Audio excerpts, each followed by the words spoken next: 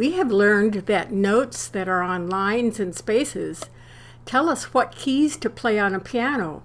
But how do they do that? Our first couple songs just used 3 keys: our easy-to-find D, the C next to the D on the left side, and the E next to the D on the right side. There are lots of C's and D's and E's on a big piano, but notes tell us exactly which C, D, or E we are to play. So we're going to learn about one of those places. Notes sit on those lines and spaces 2 different ways. Some have a line going right through the note head. These are called line notes. And some have a line on top of their note head, under their note head, or between 2 lines. These are called space notes. Here are 5 lines with 4 spaces in between them, and they have this pretty shape at the beginning called a treble clef. When you see the treble clef, that means you will be playing middle to top keys on the piano. The treble clef plus those 5 lines and 4 spaces is called the treble staff, because that staff is helping us find the correct keys. The D we are going to talk about is a space note. The top of its note head touches the bottom line of the treble staff, and it sounds like this. On a big piano, it is in the middle part of the keyboard. In order to show us to go up 1 key for that E note, the note just moves up from the space to the bottom line. So that's how the staff shows us notes. They move from spaces to lines or lines to spaces. So now how does that treble clef show us where that C is? If we start from a D and try to move the note head down from that D, there's no line for the C. So that C is special. A little line is drawn for that C called a ledger line. So right in that little spot, there are 6 lines and 5 spaces. Wow!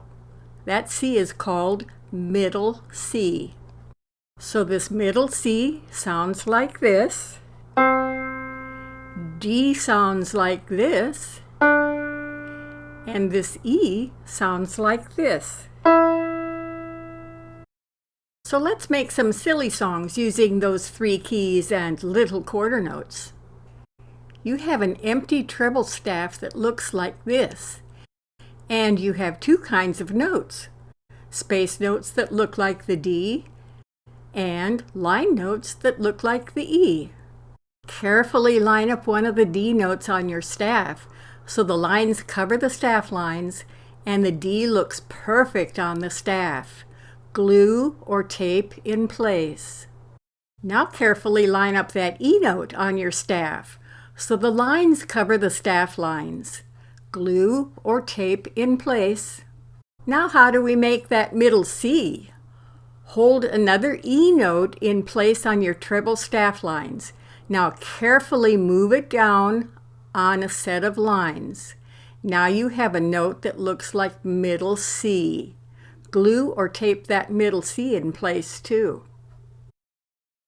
Your 3 notes on the treble staff are telling you to play D, E, and C in order on your keyboard. Sounds like this.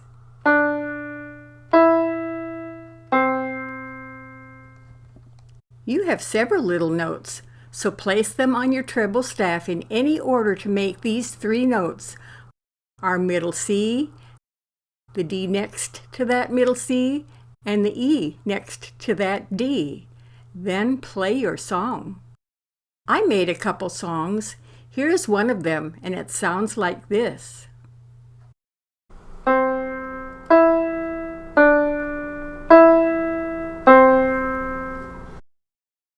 Have fun making silly songs and playing them, so your eyes really get used to seeing those 3 notes on the treble staff, and your hands immediately play the correct keys on your keyboard when you look at those notes.